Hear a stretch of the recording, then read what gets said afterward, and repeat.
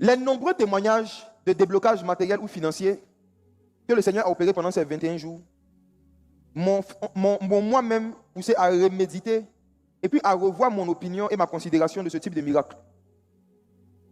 Les raisons pour lesquelles le Seigneur a fait tant de miracles pour tant de personnes ces derniers jours. Je vous propose une histoire dans 2 Rois chapitre 6, versets 1 à 7, avec le prophète Élisée. 2 Rois chapitre 6. Versets 1 à 7, allons-y.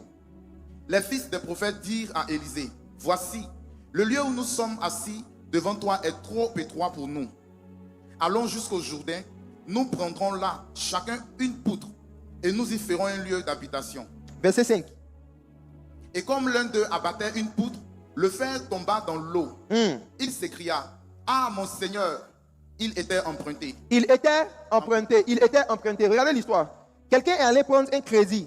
Quelqu'un est allé prendre une dette pour pouvoir travailler.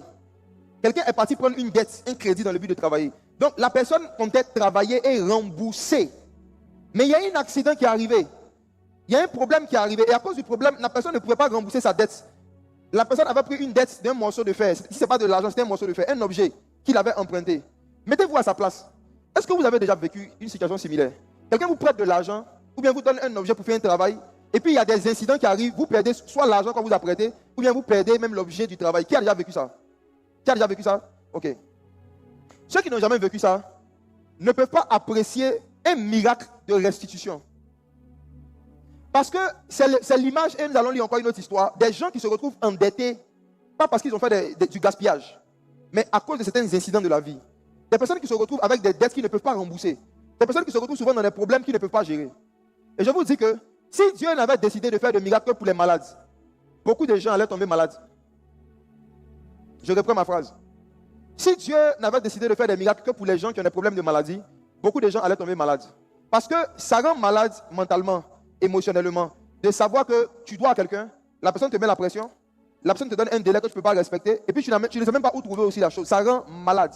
Il y a des gens qui ont fait des AVC, des gens qui ont eu des problèmes de tension, des gens qui ont eu certains problèmes de santé parce qu'ils avaient des dettes, ils avaient emprunté des choses. Et ils ne savaient pas comment ils allaient faire pour pouvoir donner parce qu'il y a des accidents qui ont eu lieu. Et c'est l'histoire de cet homme ici. Il a parlé de ça au prophète. Regardez le verset 6. L'homme de Dieu dit, où est-il tombé? Et il lui montra la place. Alors Élisée coupa un morceau de bois, le jeta à la même place et fit surnager le fer. Verset 7. Puis il dit, enlève-le. Et il avança la main et le prit. Le prophète Élisée, ayant en lui l'esprit de Christ, dit à cet homme, si jamais tu te retrouves dans des dettes indépendantes de ta volonté, des dettes causées par des incidents de la vie, il y a un morceau de bois qui peut te faire sortir de la situation. Il lui a dit, il y a un morceau de bois. Si on prend le morceau de bois et qu'on l'utilise, tu peux sortir de cette dette. J'aimerais dire à quelqu'un ici qui a environ 2000 ans, quelqu'un qui s'appelle Jésus, est venu sur la terre. Il n'est pas mort par noyade, il n'est pas mort par suicide. Il est mort sur un morceau de bois. Ce morceau de bois s'appelle la croix. Le message de la croix est aussi un message de restauration des objets perdus. Je ne sais pas dans quel problème tu te trouves, je ne sais pas à qui tu dois. Mais j'aimerais te dire ce soir que si tu crois, tu verras la gloire de Dieu ce mois de juin. Jésus est capable de te redonner de quoi sortir de ce problème par la croix. Deuxième histoire, c'est dans 2 Rois, chapitre 4, versets 1 à 7. 2 Rois, toujours chapitre 4. Dieu a beaucoup utilisé le prophète Élisée en son temps pour faire sortir les gens de certains problèmes financiers. Regardez 2 Rois, chapitre 4, à partir du verset 1.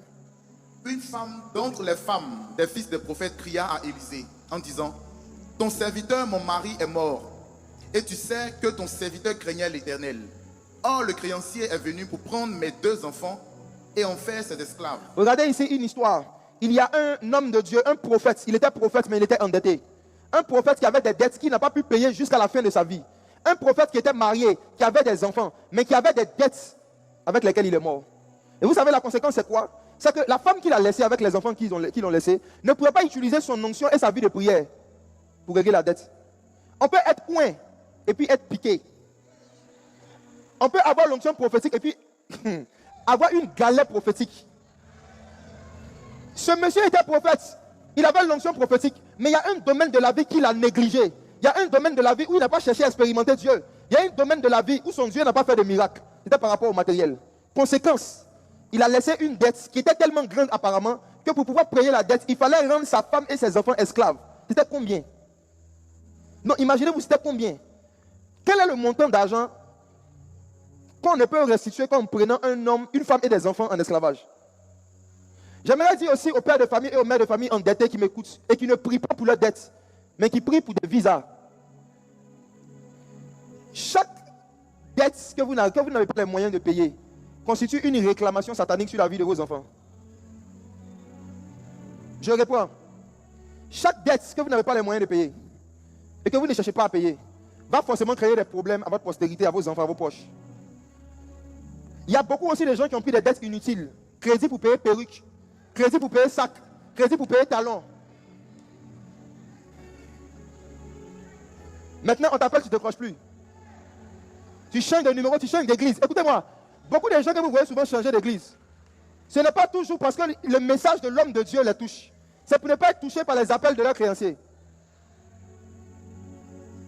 Mes frères et sœurs, quand tu sais que tu dois de l'argent à quelqu'un et que tu n'as pas les moyens de rembourser, si tu ne veux pas que des démons aient le droit légal de réclamer des choses sur toi et tout ce qui sort de toi, il ne faut jamais fuir les gens. Il faut être honnête. Il faut le dire. J'ai eu tel problème, je n'ai pas pu, je ne peux pas. Je sens dans mon esprit qu'il y a beaucoup de doyens en ce lieu. Vous connaissez les doyens? Ceux qui doivent. Chers doyens, écoutez ce message. Au lieu de fuir les hommes, cherchez Dieu. Priez pour ça. Faites-en des sujets de prière. Dites Seigneur, il y a quelque chose qui est sur ma tête. Je ne sais pas comment faire pour m'en sortir. Donne-moi une solution. Jésus fait des miracles dans ce domaine, mes frères et sœurs. Jésus fait des miracles aussi dans ce domaine. Jésus fait des miracles dans ce domaine. Faites-en des sujets de prière. Parce que la dette est spirituelle. Elle est venue vers le prophète, elle lui a expliqué le problème. Et regardez ce qu'il a dit au verset 2. Élisée lui dit, que puis-je faire pour toi? Dis-moi, qu'as-tu à la maison? Elle répondit, ta servante n'a rien du tout à la maison qu'un vase d'huile. Et la suite de l'histoire, c'est quoi? Il lui a dit d'aller chez ses voisins, de multiplier ses vases. En bref, il a donné une instruction prophétique qui a produit la provision qu'il fallait pour pouvoir sortir de la dette. Amen. Amen. Le message qui est dedans, c'est quoi? Ce soit simple. Si vous avez des problèmes financiers pour lesquels les gens vous en veulent, pour lesquels les gens vous réclament des choses, priez, demandez au Saint-Esprit une instruction. Demandez au Saint-Esprit une parole prophétique pour avoir de quoi donner aux gens. Ne fuyez jamais les gens qui vous devez de l'argent. Si vous les fuyez, l'onction va vous fuir et les démons vont vous attraper. Affrontez vos problèmes. La Bible dit dans l'Apocalypse que les lâches n'hériteront pas du royaume des cieux. Parmi les choses qui vont envoyer les gens en enfer, la lâcheté. C'est lâche de dribbler, d'éviter des personnes à qui on sait qu'on doit de l'argent parce qu'on ne peut pas payer sans leur donner les explications. C'est lâche, c'est de la lâcheté. Il ne faut pas éviter les gens. Il faut leur dire, voici, j'ai un problème. Donne-moi encore plus de temps. Ou bien, voici ce qui s'est passé. Il y a des gens qui sont méchants. Malgré que vous allez expliquer que ce n'est pas de votre faute, ils vont insister. Mais j'ai une bonne raison j'ai une bonne nouvelle pour vous. Vous savez quoi? Plus les hommes sont méchants, plus Dieu est bon. Si Dieu voit qu'ils sont trop méchants, Dieu va manifester sa bonté envers toi en te donnant les moyens de sortir de cette méchanceté. Il y a une histoire qui s'est passée récemment. Je ne sais pas s'il est là forcément. Je ne sais pas. Il y a un soir, qui a suivi le dernier culte à la MSA un mardi soir, où j'ai prophétisé sur quelqu'un.